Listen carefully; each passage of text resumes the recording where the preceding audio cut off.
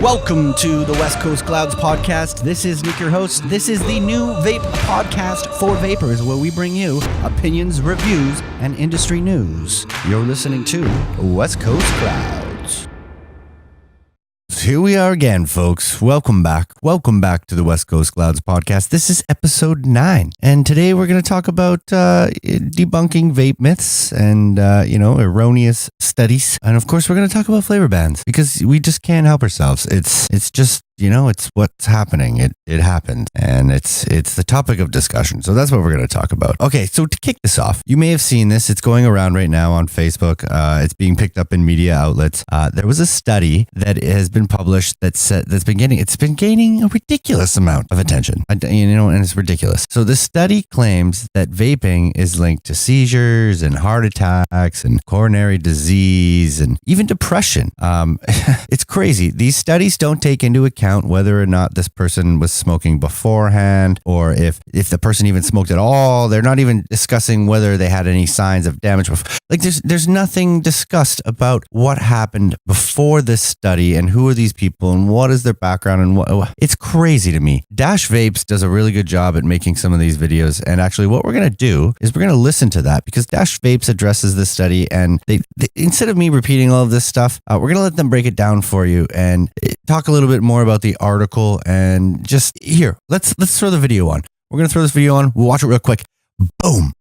Anti-vaping articles and studies are popping up left, right, and center. It almost feels like vaping is at war with the mainstream media, as it seems like only the negative studies hit the spotlight where the positive studies get lost in the crowd. Fortunately, almost every one of these false claims get debunked by other reputable scientists. A new study from the University of Kansas has just surfaced, and it has quite a few people worried. This study is claiming that vaping is linked to increased risks of heart attack and depression, but I kind of wanted to dig a little deeper into this study and talk about it with you guys, so let's just jump right into it. The study from the University of Kansas is titled E-Cigarettes Linked to Heart Attacks, Coronary Artery Disease, and Depression. This study implies that anyone who vapes is 56% more likely to have a heart attack and 30% more likely to have a stroke. On top of that, they also suggest that vapers are twice as likely to suffer from depression or anxiety disorders. After taking in some other variables such as age, sex, body mass index, high cholesterol, blood pressure, and smoking, they conducted that e-cigarette users were 34% more likely to have a heart attack and 25% more likely to have coronary artery disease. The researchers claim to have evaluated about 100,000 vapers between 2014 and 2017. The authors of the study didn't really make a clear distinction between participating vapers who were former smokers and those who have never smoked at all. If you were a smoker and you just made the switch over to vaping, those health risks from smoking don't just disappear immediately. It takes time, sometimes years, for the health effects of traditional combustible tobacco to diminish. The study is also very cloudy in terms of whether or not the cardiovascular damage occurred before or after they started vaping. I feel like this is a key factor to the study that definitely needs to be addressed. Similar to the point I made with ex-smokers, if someone was already showing signs of cardiovascular damage before they started vaping, it's not just gonna go away. There's definitely some holes in this study, and it just overall feels very incomplete if you ask me. I mean, according to a report, the researchers were unable to determine whether these outcomes may have occurred prior to using e-cigarettes. This study has some limitations that do not allow a firm conclusion regarding the health effects of vaping. Even though they adjusted for other variables, there are a bunch of other factors that can increase the risk of cardiovascular disease that weren't measured. Vaping was created and designed to be a safer alternative to traditional cigarettes. Do I think you should be vaping if you've never smoked? No. But is it a safer alternative to traditional cigarettes? Absolutely. There have been countless studies and reports surrounding vaping that debunk many of these claims from reputable scientists. One that comes to mind is Dr. Farsalinos out in Greece. If you haven't heard of Dr. Farsalinos, he has essentially debunked every vape misconception and claim out there and backs it up with real studies and research. With all the negative press that vaping is getting in the mainstream media right now, I'd definitely say Dr. Farsalinos is a staple in the vaping industry. I mean, yes, anything that you inhale inhale that isn't 100% clean, pure air isn't going to be good for you. But living a day-to-day life, you're not just going to be inhaling pure air. Hell, I live in Toronto, and I'm sure walking down Queen Street for 3 hours isn't gonna be the healthiest thing for you. But the point I'm trying to make is while vaping may not be 100% risk-free, it's sure as hell a lot better than traditional cigarettes, and it's a crucial step in helping people quit smoking. I love it. I love these videos. They're awesome. If you have a vape myth, if you have something that you think needs to be debunked, let us know. I'd love to talk about it some more, and I'd love to get someone on the show. Let's get someone on the show to talk about it with me. So if you got something you want to shoot the shit with me about, let me know. Shoot me a message. Let's do this. Let's do this. Let's do it. Let's do it. Moving on. We're gonna go on to our next topic, and that next topic is flavor bans. Yes, that's right. We're going to talk about some more flavor bans. Right now, New York is one of the most recent cities that's going through the flavor ban. And New York is using the excuse that it's the same reason that they banned flavored cigarettes. And of course, this is the flavors is what draws teenagers to use this stuff. The people that are behind banning these flavors, the ones that are supporting this, they clearly don't realize that adults also enjoy flavors, that adults are truly the ones benefiting from this. And it's what's keeping us off cigarettes. It's not the intention for teens to be using this. Come on. We know this. Okay. If this truly were the case, we all know that the alcohol industry should be the first to comply with this type of flavoring ban. Does that not make sense? Does that, look, I'm not trying to throw them under the bus. It's just that this is more accessible than any vape product. It's pretty crazy that this regulation is being applied to all industries that involve alcohol or drug. That would make a little bit more sense now, wouldn't it? Wouldn't it? So, this puts us in a position that may actually affect whether or not a smoker decides to switch to vaping. Any vapor will tell you that fruits or candies or whatever the flavor is, that's what really got you to give up the cigarettes and really stick to vaping and give it a try, right? Pennsylvania was the first one to do a 40% tax, and over 173 shops had to close. Washington is about to do a full flavor ban that includes tobacco and menthols. Which leaves you with just PG and VG. New Jersey Indoor Smoking Act is likely to follow next. Hawaii's imposing a new tax and new bans. Heck, even Mexico's fighting for this stuff right now.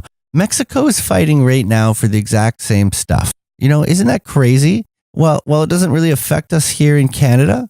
We need to pay attention to this, and we need to be taking notes. It's something that we need to be watching very, very carefully. New York isn't the first one to do this. They're not going to be the last. The copycat game is just beginning, right? And it won't be long before the next state follows suit.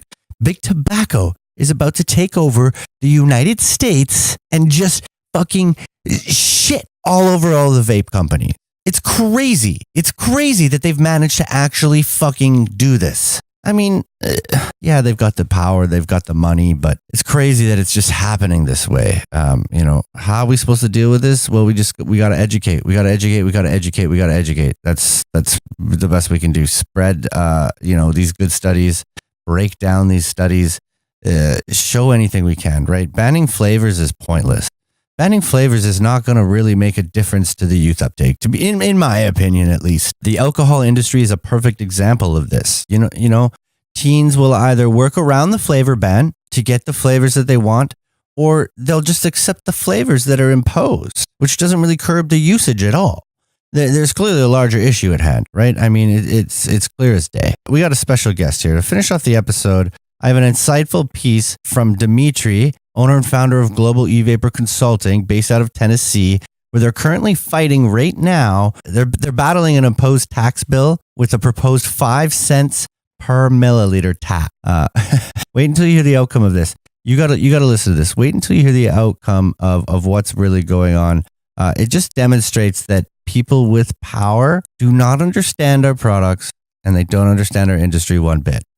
Let's roll the video. Roll the video. What's up? I swear to God, every time I leave the Capitol or any kind of political circus, I just want to fucking take all my clothes off and take 17 showers to get all this stupidness, this corruption, this political filth. I just want to get this shit off of me. I swear to God, man. It's I made the post earlier on my Facebook. I cannot believe how in the fuck they make law in this country. What I was doing today is there was some kind of a committee going on finance and budget about taxing products. Basically, one here in Tennessee is done, but taxation for products came up just out of the blue by a senator that's an interim senator that's going to leave April the 23rd. Her big thing is her legacy. Her legacy before she leaves the political circle of Tennessee is she wants to put big tobacco and vape shops out of business. She wants to put all the nicotine dealers out of business. That's her motto. This is what she lives for. This is what she gets out of bed for every morning. So she brings this tax bill, which is a 5 cents per mil tax. So when we met with him 3 or 4 weeks ago, when me and over 30 just wonderful vape shop owners here from Tennessee went to Nashville and invaded, when we went with her, she didn't understand.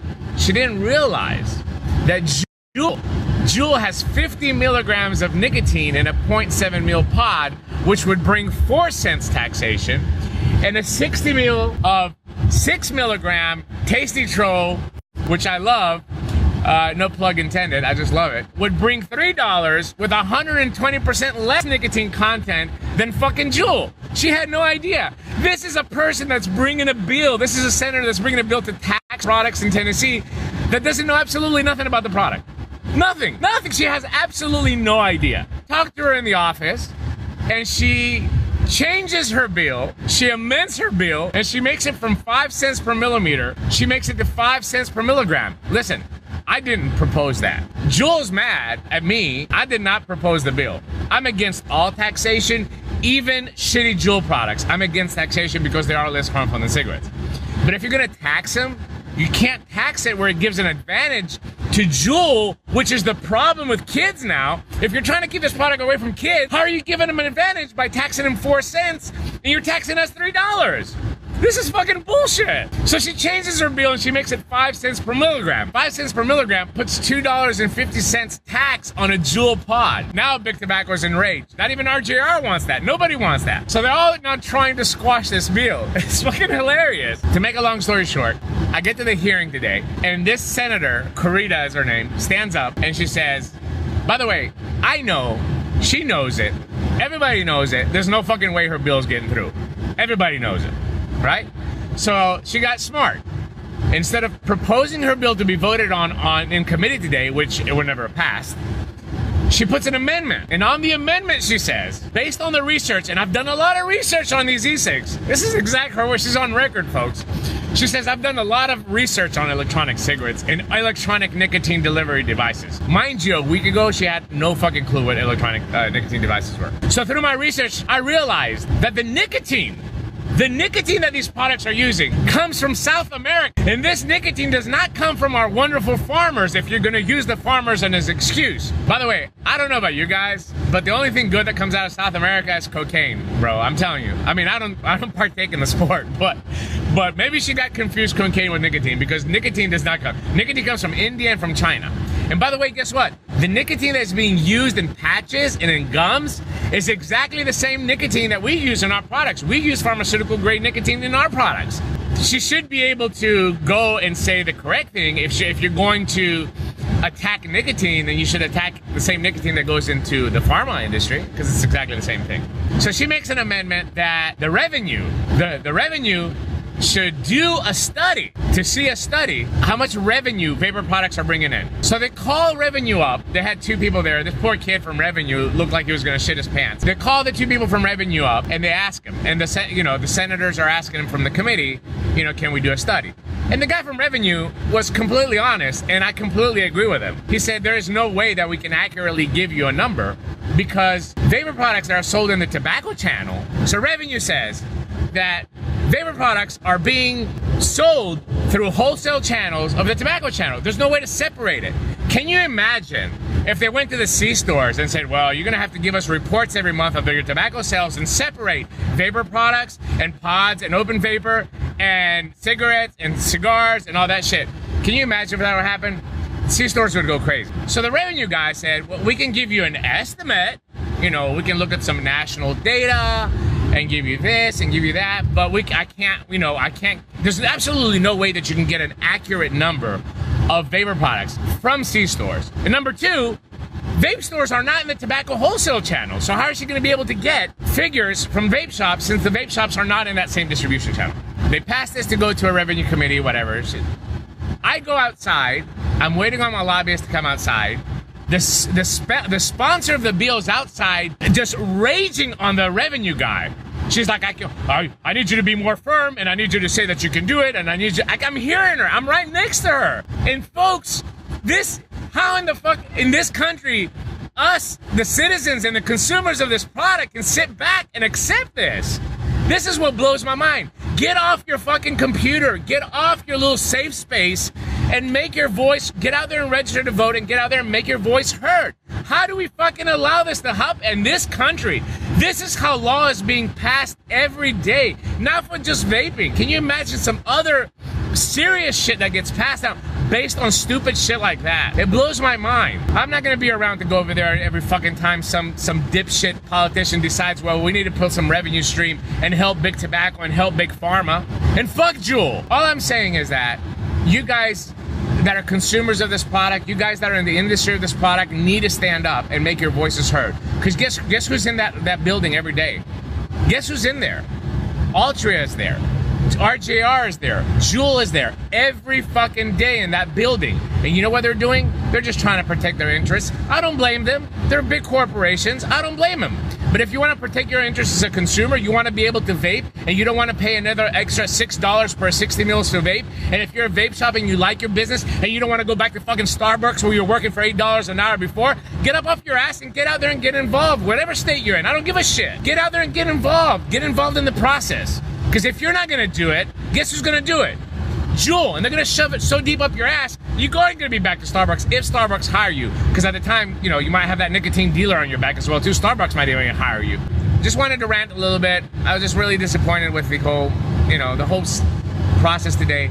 But, I mean, to be on the good side, we're okay in Tennessee. I think we worked it out. We confused everybody enough with this per milligram, per milliliter that nobody knows what the fuck they're doing.